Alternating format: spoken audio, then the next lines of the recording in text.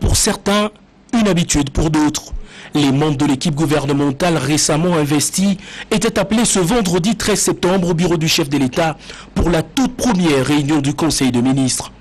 Avec à leur tête le Premier ministre Sylvestre Ilunga Ilunkamba, les membres du gouvernement de coalition sont tous présents. Vice-ministres, ministres, ministres délégués, ministres d'État et vice-premier ministre, tous sont au rendez-vous. Ont également pris part active à cette rencontre présidée par le chef de l'État, le directeur de cabinet Vital Kamere et le secrétaire général du gouvernement. Le président de la République, qui tient fermement à améliorer les conditions de vie de population, a donné des directives aux membres du gouvernement sur qui repose désormais sa confiance. Tenant compte de la vision de Félix-Antoine Tshisekedi éclatée en 20 piliers, des tâches bien précises ont été données à ce représentant du pouvoir public. Après près de 3 heures d'échange, les membres du gouvernement d'un air rassurant sont sortis de la salle de réunion avant d'être rejoints par le chef de l'État pour immortaliser l'instant à travers une séance photo. Félix-Antoine Tshisekedi a désormais une équipe sur qui compter pour mettre en musique sa vision essentiellement centrée sur l'homme.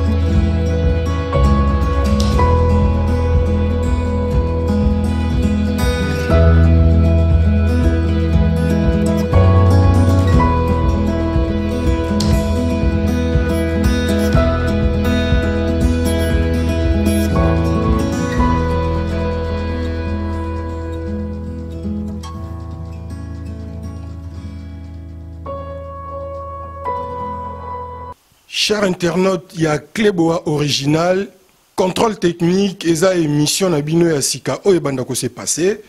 Et pourquoi contrôle technique? Bazar en France, bazaka na Belgique, Allemagne, ebi bien, bato bakumba kami tuka, ndeti en France, soko sombi mutuka no Asika, bien sûr maman contrôle technique. Mais soko sombi mutuka ya occasion, to mutuka nini, il faut les contrôle technique, c'est-à-dire checker, contrôler. Soki est en anomalie, soki est un problème moko.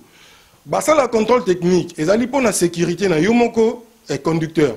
Et ça pour la sécurité, il y a batou oyo, batambola nanzela ba piéton. Donc ça pour la sécurité, il y a environnement. Supposons que autant la mutuka no bonakata autoroute pe au mona, pas mutuka pe katelan. Donc problème pe ko zo. Alors, contrôle technique na France c'est ça la mara chaque 2 ans. Après 2 ans, il faut ça la contrôle technique ya mutuka na yo.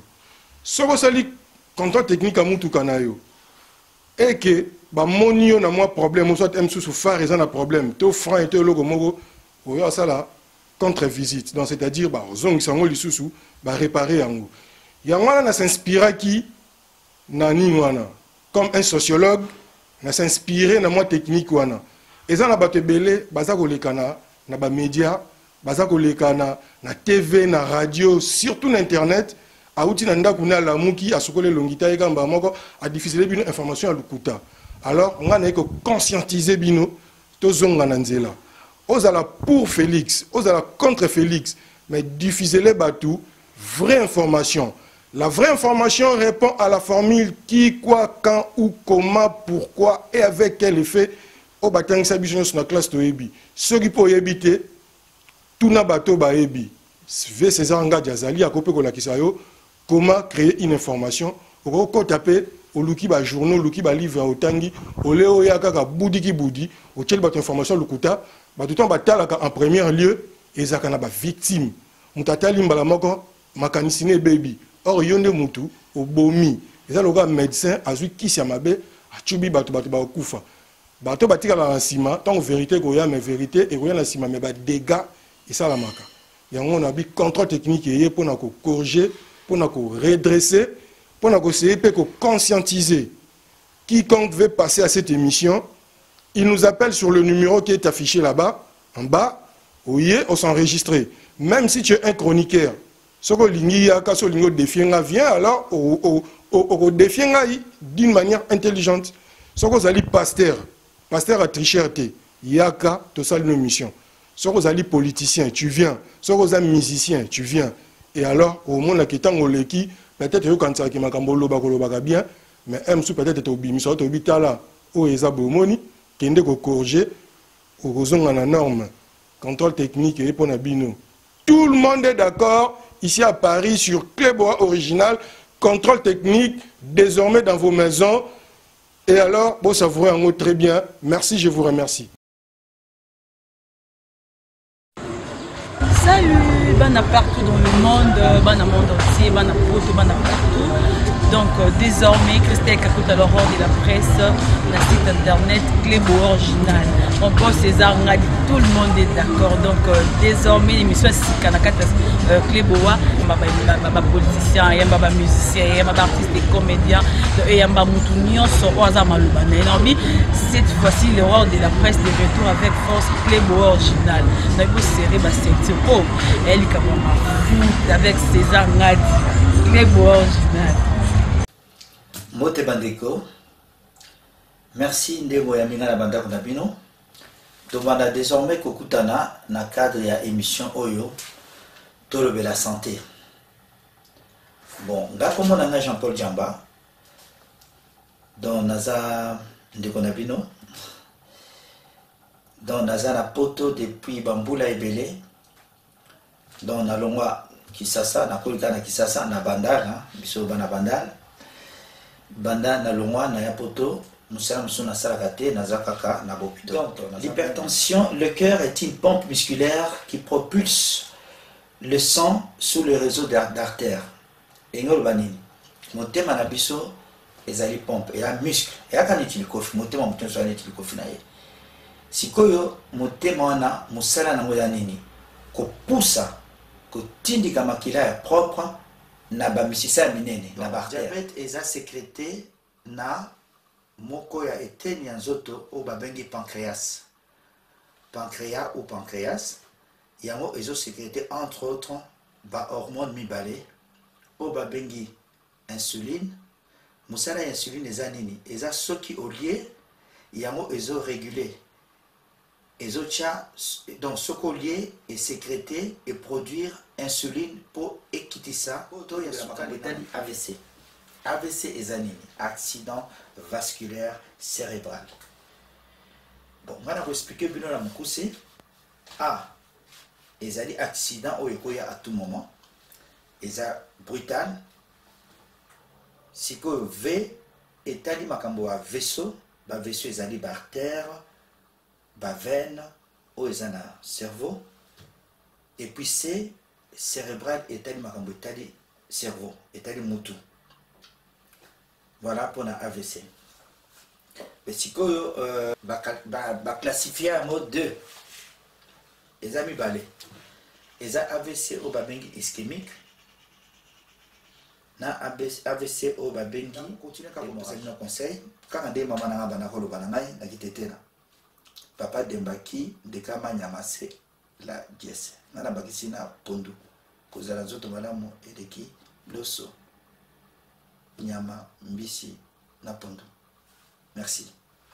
Lokuta mokili bandi na mwasi soto zina Bible depuis Adam na Eve na kosa moninga izana mwasi basi bakosa mibali te mwasi so akosi mobali te ke mobali wana akosa ka mwasi na ye vérité ezalaka te yango pe moto comprendre ke mobali akosa ki yango pas kosa ka ye eloko tinda biso mingi tokende libanda ezalaka na comportement ya mwasi lolenge nini mwasi azobombola ndako ba réponse à mabe ke basi pe bazama mpe mayele moko ya mabe o babenga ba male mayele ya mabe basi basala ngo pe mibali to bandi ko comprendre mayele ya mabe o basi basala kanango wana neti ebo so alobaka vérité est-ce que ba okosa ete soki azokosa nga pe na okosa soki lokuta eko mokota na amour quelque part basi nde bamemaka makambo wana nga na mama Maria te na moni no mo abongo nga motema esima te fona nyonga basi msusu pe balingana bango ke soko kosi ye andimi na so epse pe vérité mona bonne kondi basi bakosa mibali te mpona nini bango balingaki biso tokosaka bango mpo bango bakosaka biso yango tokosanaka.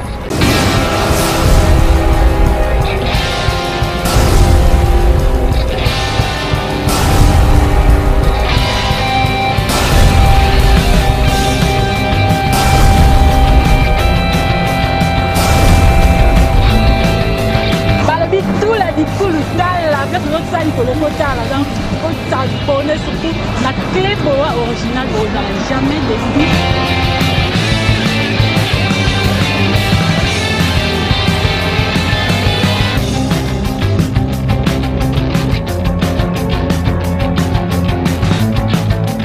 Il y a la lore noire à la bouche étrangère de la presse congolaise. Non, c'est la mycolo, j'étais pété loco de l'eau. Pété loco de l'eau, on a pété de l'eau amour débat. Amour débat. Dans le but pété loco de l'eau.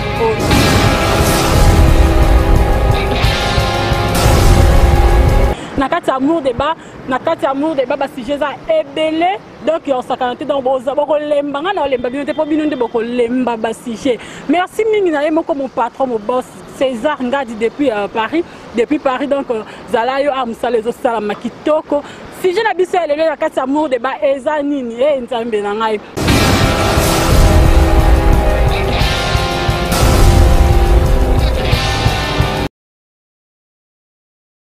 Sepela TV et yena makambu ya sika lisusu. O ba chaîne ya France eza na kati. Ba chaîne ya Congo eza na kati. Ba chaîne ya Londres eza na kati. O ngomona makambu ya politique ya sika. O parti AA eza na kati. O parti BB. O CFAIO eza na kati. Ya Sepela TV. Bouquet comme ya muke boye. O tina poche voyager na ngokeno partout lingi. Na bouquet na Sepela TV. Sepela TV. Mais ma biso n'engozo mais ma biso wana 4K machine madaka daka Sepela TV. Bienvenue dans le monde de Sepela TV. Sepela TV est le décodeur qui vous permet de suivre les chaînes du Congo en direct de la diaspora.